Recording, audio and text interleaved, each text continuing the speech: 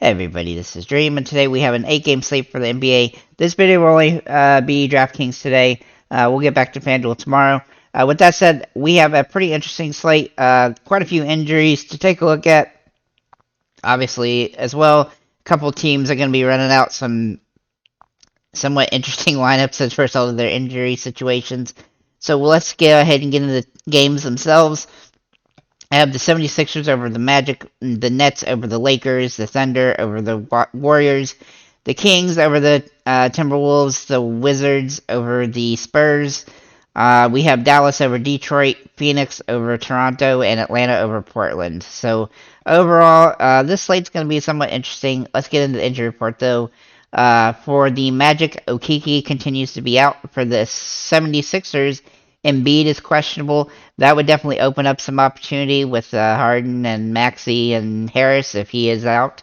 For the Lakers, LeBron and Davis and Reeves are all out. That opens up a litany of possibilities for that particular team.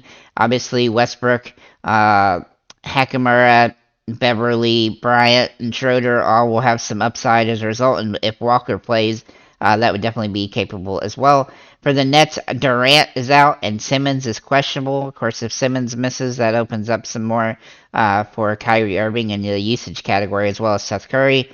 Then we're going to look at the Timberwolves. Towns is out and Gobert is questionable, and the Prince is questionable.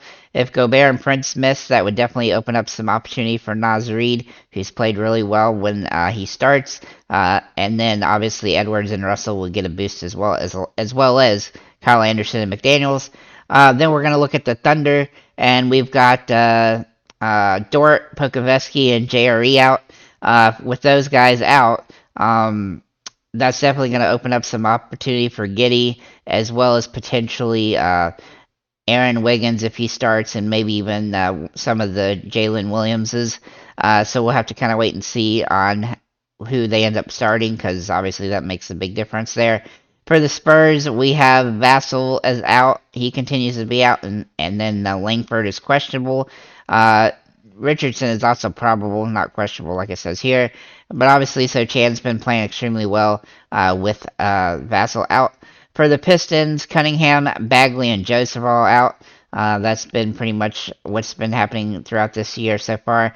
But I do think that gives some nice upside to Duren, as well as a couple of the other guards like Ivy and even Hami Diallo. Then we're going to look at the Raptors. They have OG Anunoby out. Now that's going to get a nice benefit to Achua and Boucher. However, these guys are very streaky, and sometimes they do good and sometimes they do bad, but overall they do have some upside as a result of those injuries. For the Suns, Booker, Payne, and Shamet are all out, so that's going to keep Chris Paul with high usage and also Ayton with high usage, and then obviously give some opportunity to Dwayne Washington and Saban Lee, but not as much as if Chris Paul was out. But they do have some upside. The same for some of these other guys like Bridges and things. Then we're going to look at the Hawks, where Young is questionable. If he misses, that would definitely give Murray a boost, as well as Bogdanovich a boost. And so we'll have to wait and see. And also Aaron Holiday may get a start. Then we're going to look at Portland, and we have Nurkic and Hart as questionable, and Winslow remains out. If Nurkic were to miss, that would definitely give a huge boost to Grant and Eubanks, and then of course with Hart, that can help Simmons and even Sharp potentially start or something like that. So we'll just have to wait and see how that plays out in the injury report. So with that said, let's get into the players I do like today. We have a pretty good set of players that are already in good price ranges with the injuries we do know. So we're going to start with Russell Westbrook. He should get all the opportunity he can handle today with those guys out. Of course, it is possible that they end up ruling him out later on in the day as well. But as long as he plays, he's somebody to consider on the slate. With both LeBron and Davis out, he should carry the offense. And it would, obviously it's not a super ideal matchup against Berkland, but he has nice upside. He's, obviously a triple-double machine and capable of having gigantic games. Then we'll look at D'Angelo Russell. He gets a bigger boost, obviously, if Gobert and those guys are out. He's just played really well the last 6 games. I look for that to continue here, and I think he's at a pretty good price point still, so he's definitely viable here. Jeremy Grant also looks really interesting today. His price has dropped down quite a bit, and he's playing full complement of minutes every game. He's had a couple off games, which is why his price has dropped so low. But he's been playing really good for the most part. And then, of course, if the injury situation in Portland plays out the way I think it might, he'll become a must start and a core play on the slate. But he currently is a good play, just a good base play. Then we're going to look at Precious Achiuwa for Toronto. Now, he's in a very interesting position. Assuming he does start, he'll be a good option on the slate. He's been really good in the last few games. Now, last season when he started, he didn't quite average 25 fantasy points, but he had some big games. So we'll look to see how he can continue. I'm not sure that he'll continue to play at the high level that he's played the last 3 games, but or rather last 5 games. But he is playing good, and I think he's viable on the slate, especially if he ends up starting. Though his price continues to rise slowly.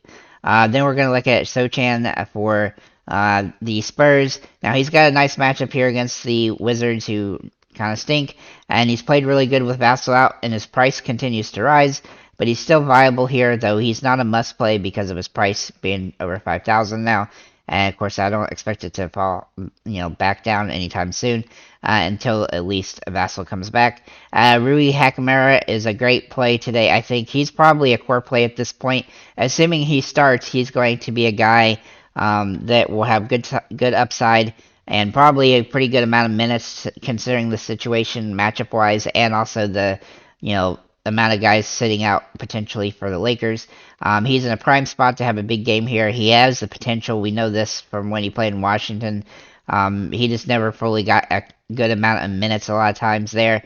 So, he has good opportunity in this game, and I look for him to play well and have a good upside with Davis and LeBron out. Then we're going to look at Aaron Wiggins. Now, he's very streaky, but the question with him is if he starts. Now, if he does start, then he's somebody I'm definitely going to take a look at. If he doesn't start, I'm probably not going to worry about him, but he has played really good as a starter. He's played 8 games starting this season for the Thunder, and the Thunder are 8-0 in those games. And, I mean, they're playing Golden State. Now, I keep wondering that they're going to lose one of these games when he starts, because they keep starting him in, tough games. Like, they started him against Cleveland, and I was like, well, there's no way they're going to win that one. And then they won. And they started him against, I think it was Dallas last time, maybe before that. And then Boston. I mean, they've been winning every time he starts, which is crazy. So, I expect him to... I've got to think that they're going to start starting him at some point, because they just play well when he starts. He's been over 17 fantasy points in 7 of the 8 games that he started. The only bad one was early in the year, so I look for him to play well, and especially if he starts here. Then we'll look at Troy Brown Jr. For the Lakers. Now, he's obviously in a great spot, assuming he continues to start here and get a full complement of minutes with LeBron and Davis both out. He should get good minutes. He does have a low floor, but he has a good ceiling for this game, and so I think he's a viable option on the slate. So with that said, guys, that's what I have for DraftKings. Obviously, there's a lot of guys that could open up if the injury situation plays out a certain way. Thank you guys for liking, commenting, subscribing. Make sure to check out the Discord. You can get up to the minute injury updates there. So make sure to check that out. Link is in the description. And have a nice day, guys.